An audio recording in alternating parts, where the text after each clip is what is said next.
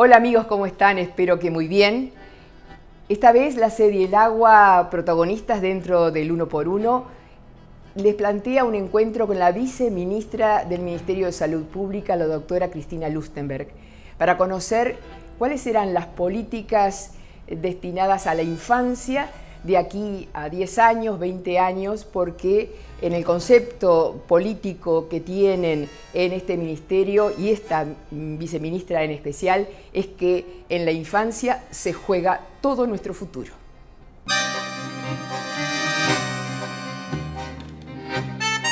Es hija de exiliados políticos. Vivió en Cuba entre el 1974 y 1985. Cursó allí la escuela desde los 8 años hasta el primer año de Facultad de Medicina, retornando al país con 19 años, donde continuó los estudios de medicina en la Universidad de la República. Se recibió de médica en octubre de 1995 y como pediatra en el 2001.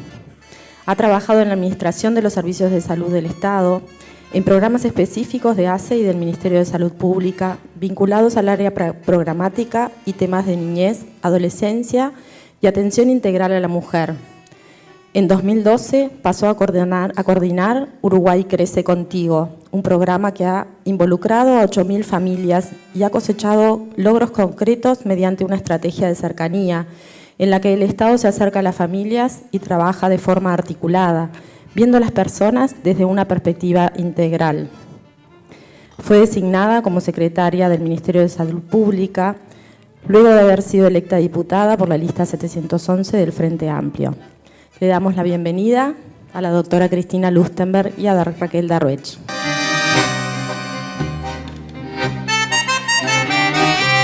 Uno de los temas más fuertes que ustedes tienen para diagnosticar ya no es el primer embarazo adolescente no intencionado, sino que es el segundo embarazo, y de eso vamos a hablar.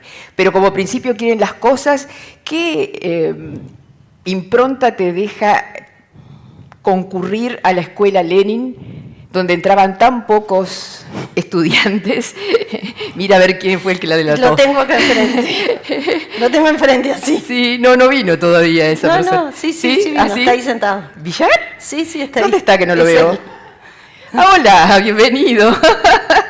Bueno, él me dijo que él fue más grande a Cuba y que no entraban ni siquiera los hijos de los dirigentes.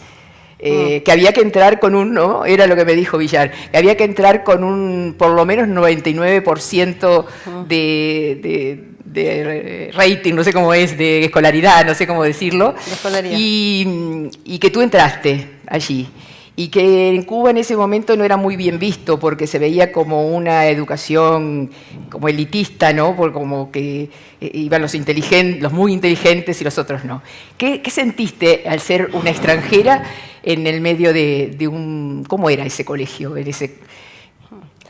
Bueno, hablar de Cuba muchos años y tiene sus connotaciones. Primero, nunca me sentí extranjera en Cuba. Entonces, eso... Nosotros llegamos con 8 años y volví con 20, como tú decís, el proceso de esa escuela que, imagínense, se llama Vladimir Ilich Lenin, tiene una connotación y por eso hay que trasladarse a lo que era el contexto político 40 años atrás. Pero la escuela Lenin era una escuela que íbamos desde primero de liceo hasta sexto, iban estudiantes cuando terminaban el ciclo escolar por escolaridad y por otras aptitudes. Y bueno, ahí es difícil de comprender estando en este país y en otro contexto, pero íbamos desde el domingo de tardecita hasta el sábado.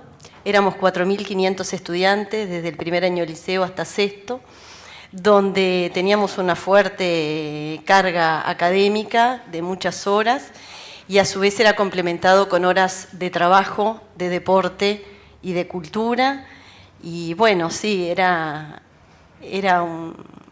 tenía sus connotaciones, quizás como dice Álvaro, era un poco de una selección en su momento. A mí me marcó mucho igual esa vivencia en ese lugar, porque crecimos, compartimos, amigas y amigos de esa etapa.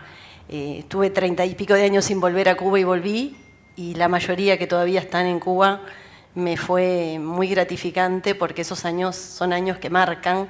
Desde los 12 a los 18 convivimos casi todos los días de nuestra vida ahí.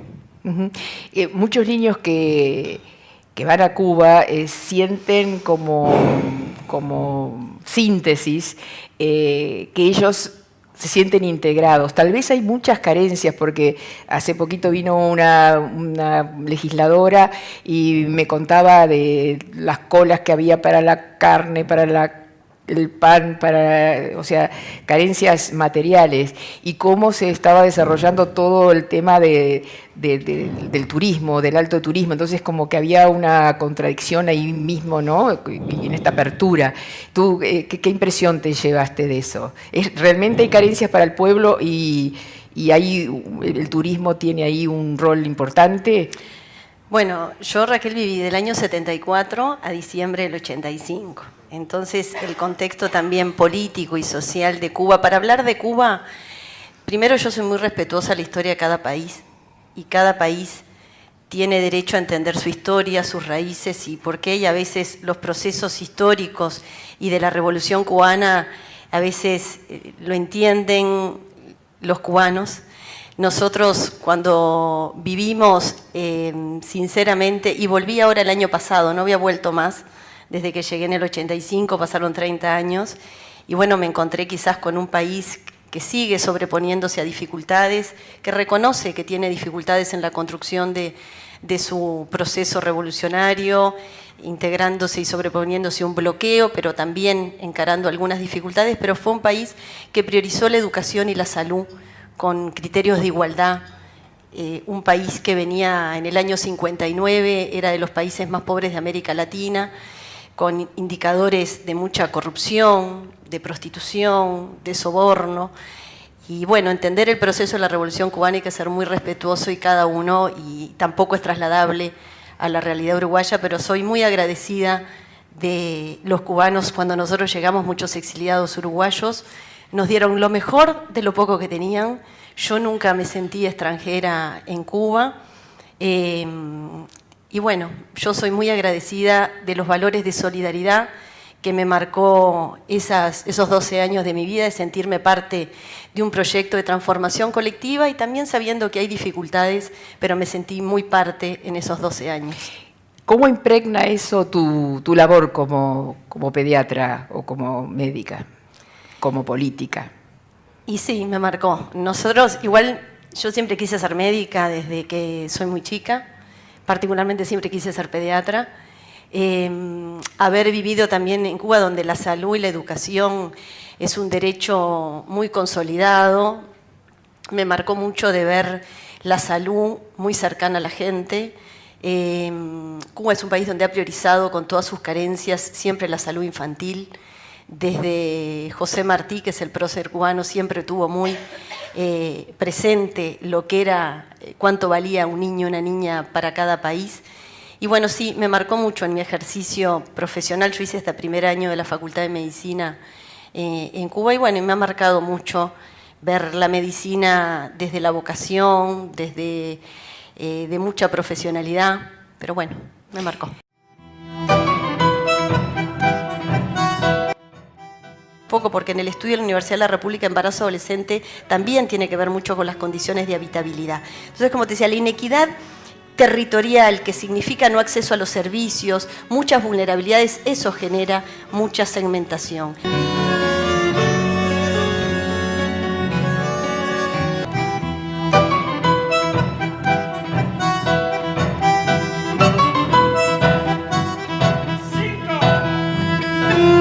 ¿Cómo estamos en América Latina con respecto a la mortalidad infantil? Bueno, Uruguay desde la década del 90 venimos trabajando y descendiendo muchísimo los indicadores de mortalidad infantil. Hoy Uruguay tiene una tasa de mortalidad infantil del 7,4 por mil, que somos el segundo país en América Latina en el indicador del año 2015. Bajar a ese indicador a menos de un dígito es todo un desafío, porque no nos olvidemos, en el 2005 la mortalidad infantil era del 12,7. Hoy estamos del 7,4. En el contexto de América Latina, bueno, estamos, como te decía, en segundo lugar. Pero ¿En nos primer lugar desafía, lo ocupa quién? lo tiene Cuba y estamos muy cerquita de Chile el año pasado. Chile está así segundo. Que, sí. Y en mortalidad materna, que hay gente que ha trabajado, también Sí. es otro indicador que después de Canadá, ahí está Leonel y Leticia, que han trabajado Sí. hace muchos años en esto, y también es otro indicador cuantitativo y de mucha relevancia para lo que es para el país. Pero el de mortalidad infantil nos desafía a trabajar el triple. Todos los que trabajamos acá, y hay la mayoría, Raquel, por eso les quiero agradecer que estén acá, porque son compañeros de trabajo de hace muchos años, y que todos los días la cara visible hoy me toca hacer a mí, pero han hecho mucho por trabajar en ese indicador, y nos desafía muchísimo, porque lo más grande que hoy tenemos como Uruguay es mantener ese indicador, bajarlo, porque en las causas de mortalidad infantil en el Uruguay hoy sabemos exactamente de qué fallece cada uno de los niños y sobre todo los menores de 1 año. Desde el año 2007 se hace la auditoría de cada uno de los fallecidos en el comité de auditorías, sobre todo de niños menores de 15, pero con el tema de la mortalidad infantil realmente tenemos bien estadificada cada una de las causas, y hoy podemos decir que todavía casi el 50% de las causas serían potencialmente evitables. Pero hay que ser muy cuidadoso, porque en el Uruguay nacen solamente 48.000 niños por año.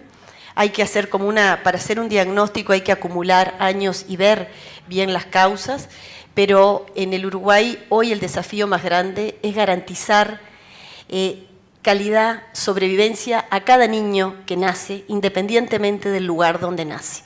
Y para eso nosotros hoy estamos trabajando muchísimo en el Gabinete de Políticas Sociales. Hoy acá nos acompañan mucha gente de otras disciplinas, porque no podemos concebir la salud infantil solo con una concepción de salud. Está acompañado el resto de las políticas sociales, y ese es el desafío más grande que tenemos. En el Uruguay las causas de mortalidad infantil están vinculadas a afecciones vinculadas a la prematurez, a las congenituras, que si querés pues hablamos, porque también acá hay muchos docentes y profesores que hemos trabajado en conjunto en este tema, tanto el profesor Borbonet como la doctora Catalina Pires, en analizar bien las causas. Y en la mortalidad de los niños entre un mes y 1 año son lo que se llaman las causas de mortalidad posneonatal, que son más que nada condiciones donde viven los niños. Ahí estamos analizando lo que tiene que ver el indicador de las muertes en domicilio, que todavía tenemos una carga alta, que tiene que ver con las condiciones socioeconómicas, el hogar donde viven los niños. Pero bueno, estamos trabajando mucho, sabiendo que es un desafío mantener este indicador, porque nos condiciona a mejorar las condiciones de vivienda, capital educativo de los niños, a un sistema de cuidados. O sea, cada vez nos tiene que fortalecer al país a tener de esto que sea una política de Estado. Hoy yo le decía a la doctora Concelo antes de empezar, hemos logrado desde el Consejo de Políticas Sociales, en el Consejo de Ministros para el presidente, de ver que dentro de la esfera social hay 2 etapas que nos marcan, y el Uruguay tiene el desafío más grande, que es la etapa de la primera infancia, desde el embarazo, y en la etapa de la adolescencia, sobre todo la adolescencia temprana de 10 a 14 años. Ahí es donde tenemos que hacer un esfuerzo como país muy grande de unir todas las políticas sociales, de tener una gestión muy consolidada con acciones a corto, a mediano y a largo plazo. Porque el Uruguay se está multiplicando, un país que tiene bastante poco crecimiento vegetativo, ¿no? de nacimientos, se multiplica en las áreas más, digamos, con menos acceso a vivienda, con menos acceso a salud, etcétera. Aunque me digan que la salud es universal y que tal vez aquí la salud comparativamente con Estados Unidos, que hay la propia Hillary Clinton en su momento casi, bueno, no era presidenta, ¿no? Era esposa del presidente, tuvo un gran fracaso con la reforma de salud, porque ahí se tocan muchos intereses y hay gente que no tiene salud, está totalmente fuera de...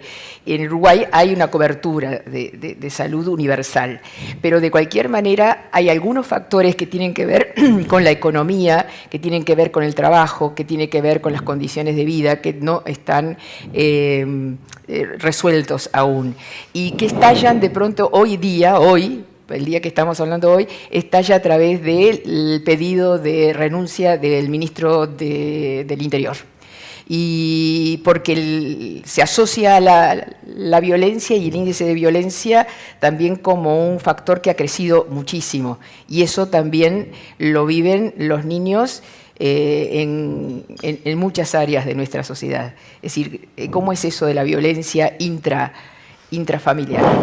Sí, bueno, analizar el tema de la violencia nos lleva primero a tener una sensibilidad muy cercana, ¿no? Como país no estamos exentos a las situaciones globalizadas de violencia y justamente como tú decías, en estos días tenemos que ser muy cuidadosos de cómo los ciudadanos vivimos hoy este tema, pero es un tema que requiere un abordaje. Yo creo que políticamente se ha dado señales que no tenemos que ser muy claros como ciudadanos y con una democracia tan consolidada, lo que significa hacer un análisis separado de la violencia de no otras determinantes sociales.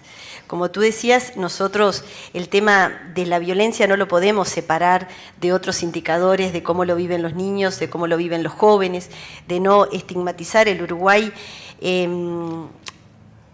Vos me preguntaste porque estaba pensando también en la reforma del sistema de salud y cuándo ha influido y cómo lo relacionamos con esto. Pero el Uruguay tiene todavía indicadores, si bien en el contexto de América Latina, hoy creo que también hubo una encuesta que lo vi publicada antes de venir, de que quizás somos el país más seguro de América Latina, que eso no saca que no tengamos que visibilizar y ver cuáles son las raíces de la violencia. Sí, si bien la gente no lo está, o un sector muy grande de la población no lo está, porque es bastante democrático el tema de la violencia, ¿no? Porque a veces es la violencia de pobres contra pobres, o sea, son asaltados o violentados o muertos, o son víctimas personas de trabajo. Entonces como que se ha desdibujado un poco y se ha extendido el tema de la violencia afuera, ¿no? Y eso omnibula todo el resto de las políticas que se están llevando adelante. No sé cómo se sienten ustedes. Bueno, nosotros nos sentimos primero muy comprometidos con ese tema. Acá estaba en Olivera, justo el lunes estuvimos trabajando juntas en lo que significó la inserción en un barrio que ha estado muy estigmatizado, como puede ser el Marconi. O sea, Ana ha liderado un proceso de mucha cohesión social, con la presidenta de ACE, con el resto, a punto de partida de algunas situaciones que tuvimos con el personal de salud y con los vecinos en ese lugar. Analizar la violencia de una forma solamente sin perder la sensibilidad, porque cualquiera que tiene un episodio de violencia, de agresión, de fallecimiento a nivel familiar, siempre hay que ser muy sensible con una situación de ponerse en el lugar del que vive esa situación particular. Pero el análisis requiere un análisis más global. Las raíces vienen de raíces de que tiene que ver cuánto influye en tres inequidades que el Uruguay tiene y que quizás explican muchísimo de estas situaciones. El Uruguay hoy tenemos una inequidad muy grande que es a nivel territorial, que es los servicios, la estigmatización de los barrios, consolidado en determinados sectores. Cuando uno analiza indicadores, como hoy hablábamos de mortalidad infantil, de salud infantil, de pobreza, en todo el cinturón periférico de nuestra ciudad de Montevideo, en el municipio CH, tenemos cifras muy bajas de los países más desarrollados. Cuando eso uno lo analiza en los barrios donde han estado aislados históricamente, porque yo creo que el paso más cualitativo que tiene que dar el Uruguay es pensar en las políticas a corto, a mediano y a largo plazo, las cosas que realmente tenemos que consolidar una política de Estado y que eso significa cómo uno diseña una ciudad, cómo uno diseña un país, los servicios, porque eso genera mucha inequidad. Cuando uno ve, y veo ahora a Lucía ahí, la vi ahí, que me gratifica mucho que esté, Lucía Echeverri, que ha trabajado muchísimo en políticas de vivienda, que tenemos una pasión. Yo no conocía a Lucía y me decían, tenés que conocer a Lucía Echeverri, y me identifico mucho porque somos guerreras, de ver cuánto significa inequidades en los barrios, el acceso a la vivienda, cuánto eso, ahora y después hablamos un poco, porque en el estudio de la Universidad de la República, embarazo adolescente, también tiene que ver mucho con las condiciones de habitabilidad. Entonces, como te decía, la inequidad territorial, que significa no acceso a los servicios, muchas vulnerabilidades, eso genera mucha segmentación. Nosotros somos una fuerza política que está muy preocupada por hacer, que reconoce que también hemos tenido dificultades quizás internas, de a veces no saber tener autocrítica, de cuando nos equivocamos decir nos equivocamos.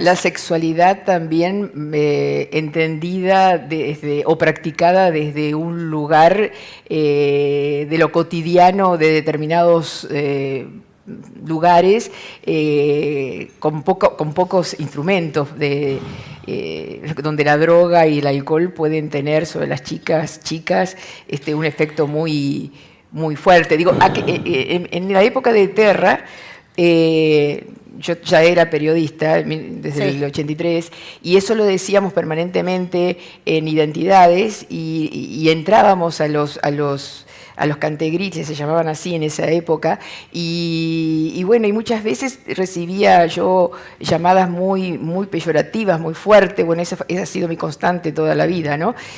Porque iba a descubrir, mostraba cómo en aquella época todavía se organizaban las madres que tenían cierto nivel escolar, ¿no? Quedaban a cargo de los niños y había toda una organización social adentro de los cantegriles y bueno, funcionó durante todo un tiempo hasta que eso, pasan generaciones y eso se va perdiendo. Ahí se perdieron cantidad de oportunidades, distintos gobiernos se perdieron cantidad de oportunidades de actuar antes de que esto se multiplicara. Lo peyorativo era, bueno, llamadas anónimas a esta señora XX que va, imagínense, a entrar a mostrar esto, o a la señora prostituta que sale todos los días en la tele. ¿Y quién es la señora prostituta? La señora que le da la palabra a gente que necesita ser visibilizado. O sea, venimos de esa época donde nada de esto, denunciado por gente tan importante y estudiosos, hizo carne en las políticas. Para eso, yo digo, y hoy estamos en esta situación, en una situación...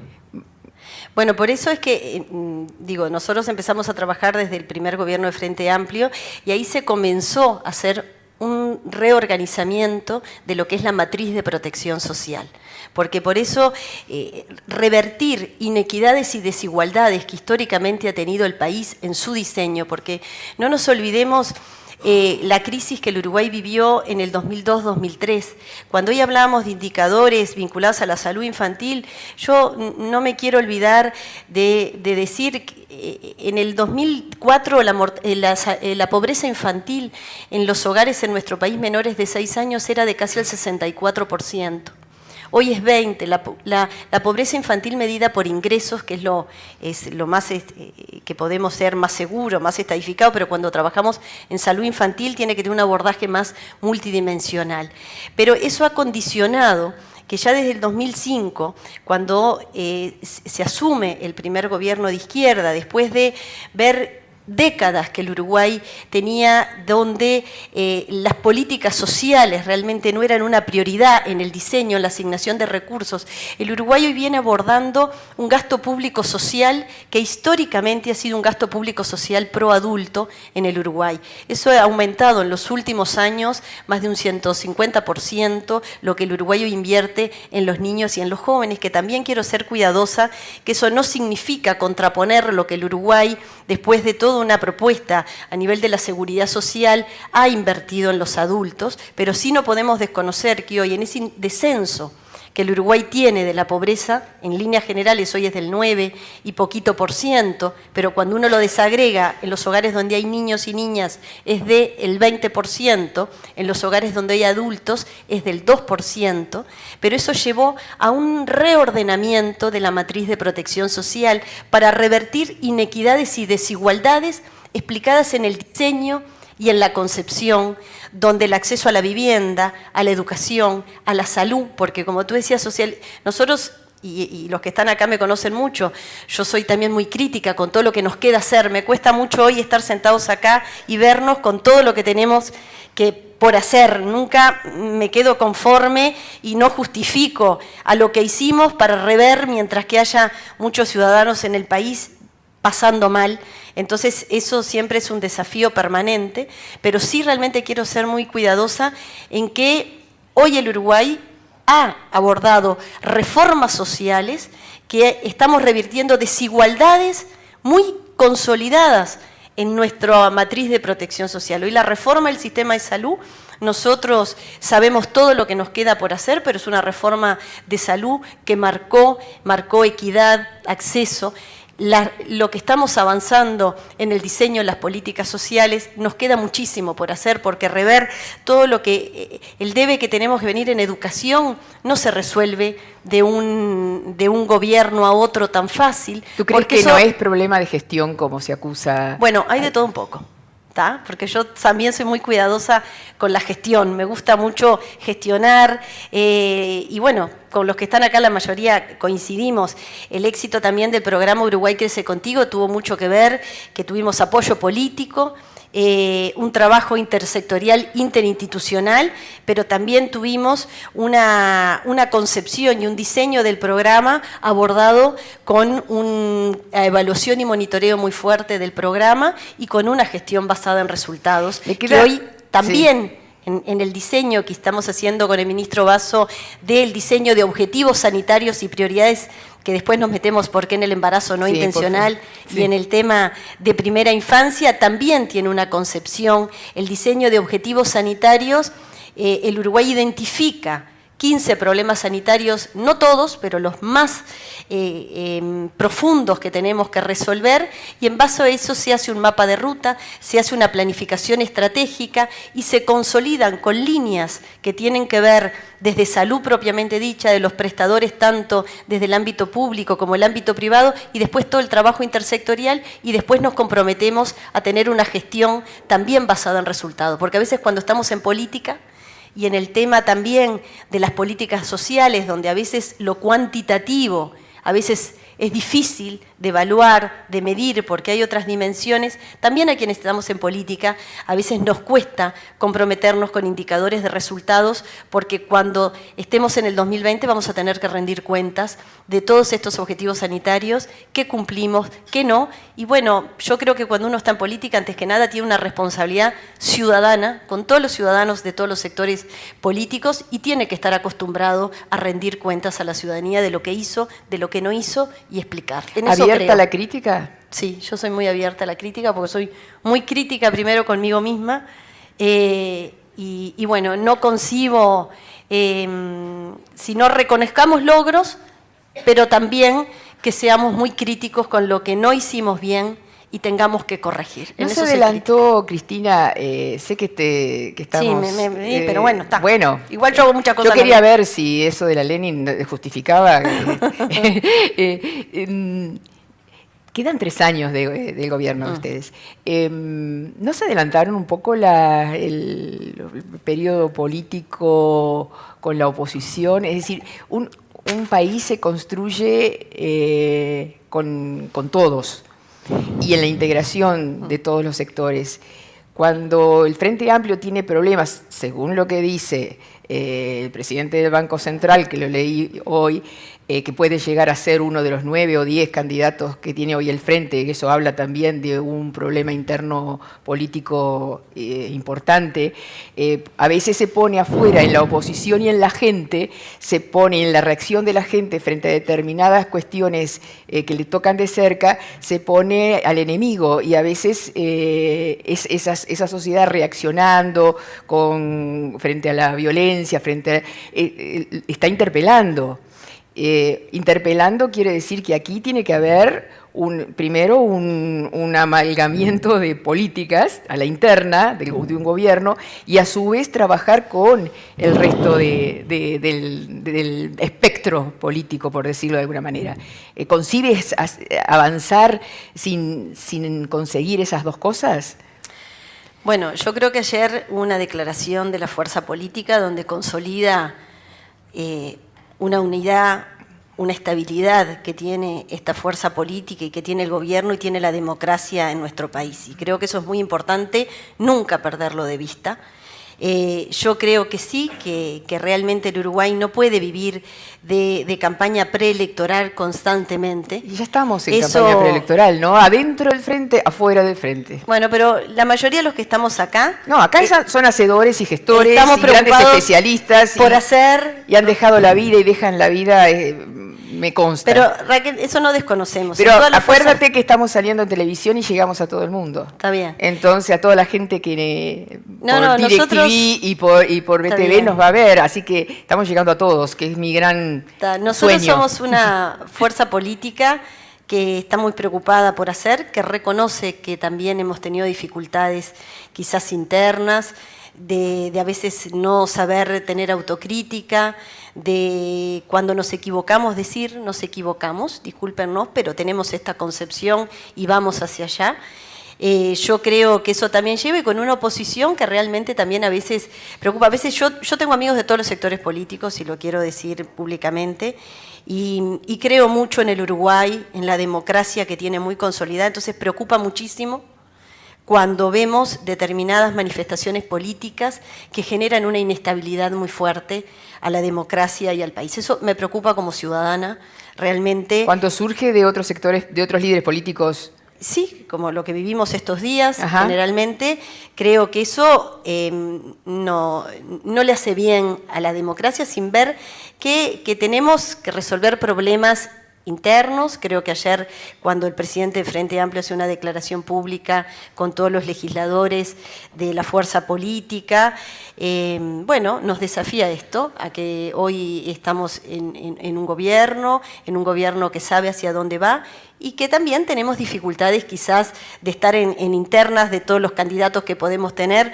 cuando todavía nos quedan 3 años por consolidar y cada uno de los ciudadanos que nos está escuchando lo que está preocupado es que nosotros mejoremos nuestro acceso a indicadores a la salud, políticas de vivienda, políticas de acceso y mejoremos indicadores de acceso a la educación, a la seguridad, pero eso se requieren acuerdos de los ciudadanos. Yo a veces pongo el ejemplo sin saber de lo que fueron los países nórdicos en el año 40, 38, cuando salieron, sin saber que cada país, cada continente, porque no es trasladable la historia cultural que tiene América Latina, histórica, y su proceso con países europeos y menos con los nórdicos, pero ¿qué hicieron? Bueno, nosotros desde Uruguay Crece Contigo trabajamos mucho analizando el proceso de Finlandia, con las diferencias que tenemos, pero ¿qué fue lo que hicieron? Fue un país que muy pocos habitantes, muy cercanos como es el nuestro, con 2 potencias tan grandes como tenemos nosotros con Brasil y Argentina, con muy pocos habitantes, ¿y qué fueron viendo cuando salieron de esas guerras devastadoras? Bueno, fueron viendo que la mejor inversión que podía hacer un país eran las personas, eran ciudadanos, que eran muy pocos, casi ellos tenían 4 millones de habitantes en esa época como nosotros, ahora.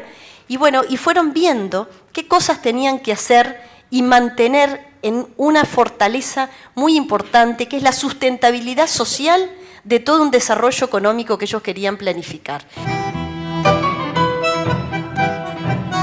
Los estudios hemos visto en el embarazo adolescente que el 71% hubiera decidido posponer su maternidad, que no quiere decir que después no quieran a sus hijos, por eso el deseo, el querer, todos esos términos los estamos manejando con mucho cuidado.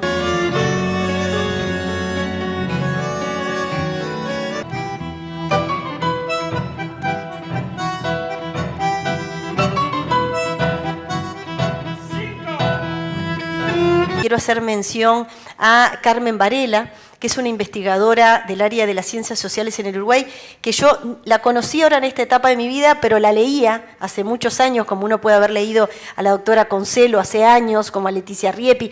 Uno tiene mucha gente que ha sido de referencia en abordar este tema.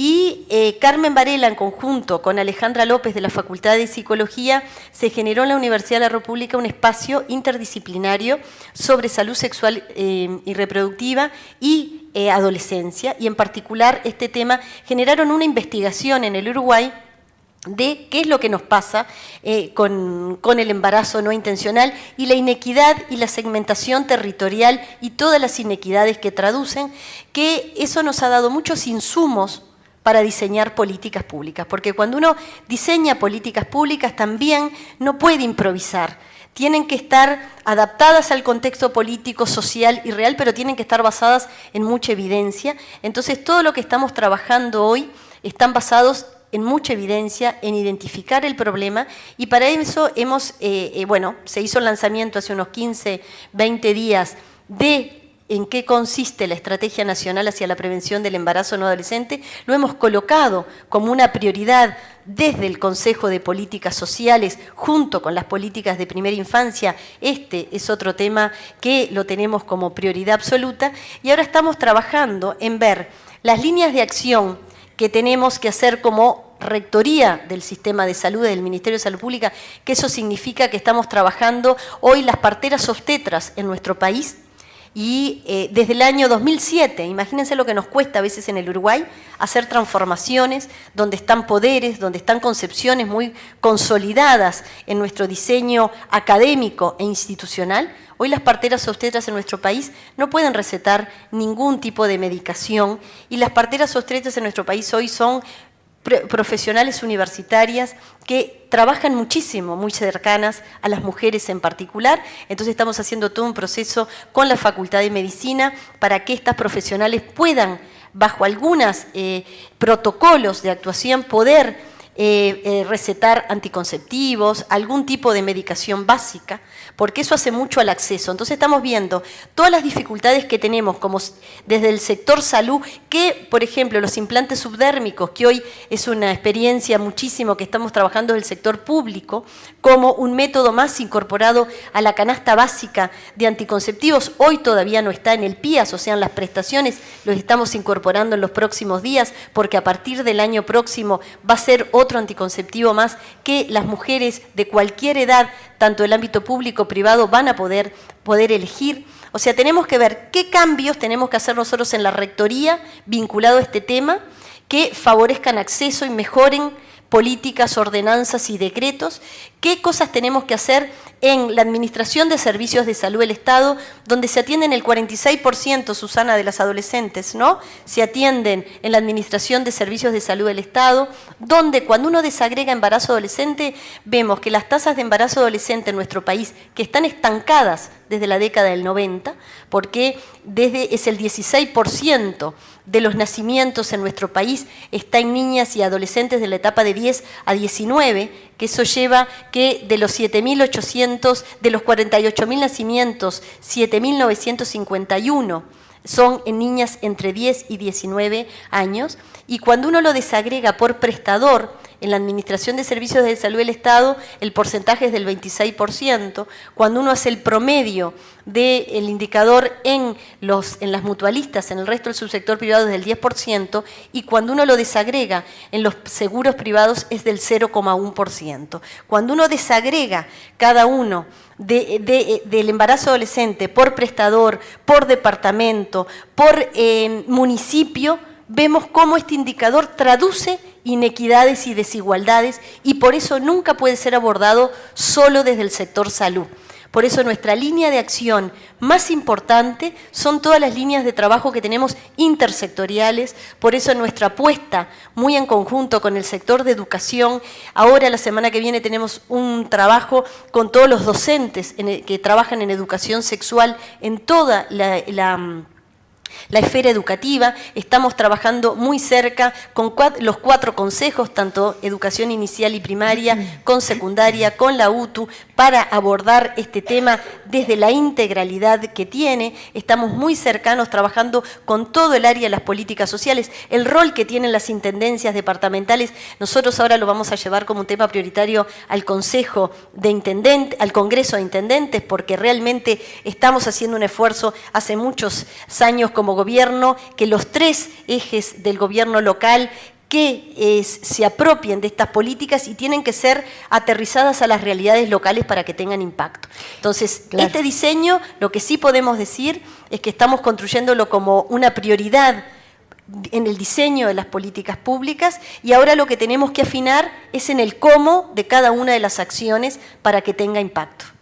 ¿La sexualidad? Bueno, y la sexualidad es, bueno, nosotros, y voy a hacer mención de una cosa, hace poco nosotros hicimos una estrategia con el programa Adolescencia, que ha sido trabajado hace años en el Ministerio, que es desde el 2015 de consultar a más de 200 jóvenes. Esto lo hicimos con el INJU y con una red de jóvenes de la sociedad civil, de Desempolvando tus derechos en salud, de cómo ven los jóvenes a los servicios de salud, cómo nos ven a veces autoritarios con una túnica, expulsivos, no de escucha, no de empatía, y eso ha significado que ellos nos hicieron toda una devolución muy sistematizada de cómo ellos ven sus derechos a la salud sexual y reproductiva, a la salud mental, cómo viven la violencia, cómo viven toda su cercanía y sus problemas vinculados a la salud.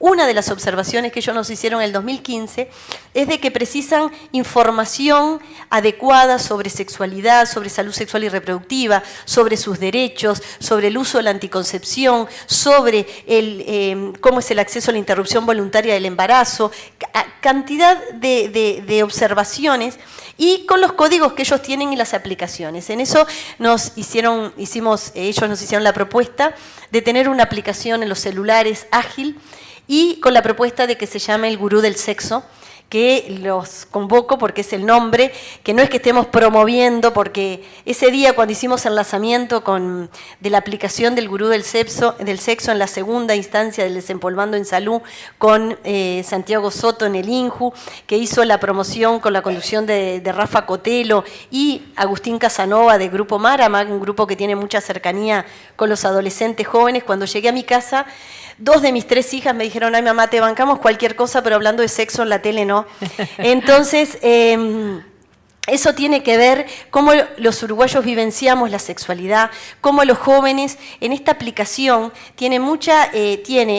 primero teníamos que buscar una aplicación que fuera amigable. Si uno pone pautas sobre salud sexual y reproductiva, los jóvenes no entran a una agrupación, a una aplicación espontáneamente con ese nombre. Hoy están entrando un ritmo de miles por día a ver qué hay detrás de eso, porque nosotros estamos muy preocupados por ese derecho a la sexualidad elegida, placentera, no con relaciones de poder, cuando ellos estén preparados para encarar una sexualidad desde un derecho a tener a la sexualidad elegida, informada y no vinculada a la sexualidad, a la reproducción. O sea, eso nosotros tenemos muy estudiado cuando los jóvenes en nuestro país inician las relaciones sexuales, cómo también eso está vinculado a condiciones de poder, de mucha negociación, de mucha vulnerabilidad. Y bueno, estamos muy trabajando desde la Comisión Asesora en Salud Sexual y Reproductiva, pero escuchando mucho a los jóvenes, y por eso estamos muy cercanos a trabajar con el sector educativo, a ver cómo profundizar y tener una educación sexual con los jóvenes mucho más cercana a cómo los jóvenes viven su sexualidad, y quizás queremos eso, que tengan una sexualidad elegida, con autonomía, informadas cuando estén preparadas, y más lejos la etapa reproductiva, porque sí, realmente ser o no mamá o papá en la etapa de adolescencia marca y condiciona muchísimo las posibilidades de inserción futura para esa persona, y sobre todo para esas mujeres las va a condicionar, y eso está muy vinculado en todos los estudios, lo que significa la reclusión doméstica, lo que significa en los indicadores de trayectoria educativa el tener o no, y por eso estamos muy preocupados, primero, en realmente disminuir muchísimo la tasa de fecundidad específica en la etapa de la adolescencia, y después el otro desafío es la reiteración del segundo embarazo, pero realmente está vinculado a construir con nuestros jóvenes otro proyecto de autonomía, otro proyecto de inserción. Por eso los psicólogos me han enseñado muchísimo a lo que tiene que ver la construcción de las subjetividades, de cómo se ven, por qué a veces eligen ese o no, y porque eso es otra cosa. En los estudios hemos visto en el embarazo adolescente que el 71% hubiera decidido posponer su maternidad, que no quiere decir que después no quieran a sus hijos, por eso el deseo, el querer, todos esos términos los estamos manejando con mucho cuidado, pero nosotros sí estamos muy convencidos de que el embarazo en la etapa de adolescencia marca mucha segmentación y exclusión social.